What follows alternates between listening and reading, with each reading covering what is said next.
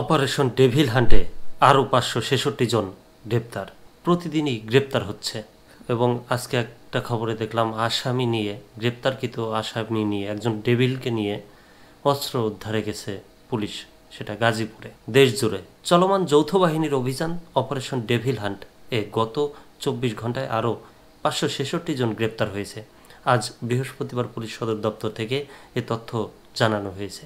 দপ্তর থেকে বলা হয়েছে, এই সময়ের মাঝে অন্যান্য মামলায় আরও 1099 জনকে গ্রেপ্তার করা হয়েছে।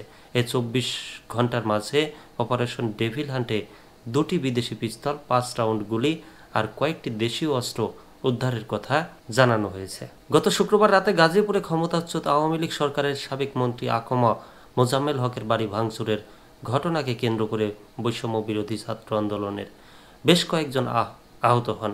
তাতে উত্তপ্ত হয়ে ওঠে রাজনৈতিক পরিস্থিতিও। ওই ঘটনার পরদিন শনিবার রাত থেকেই সারা দেশে যৌথ অভিযান অপারেশন ডেভিল হান্ট শুরুর ঘোষণা দেয় স্বরাষ্ট্র মন্ত্রণালয়। মূলত গাজীপুর থেকেই অপারেশন ডেভিল হান্টের সূচনা হয় বা উদ্বোধন বলতে পারেন আপনারা। তারপর সারা দেশে এখন সেই অভিযান চলছে।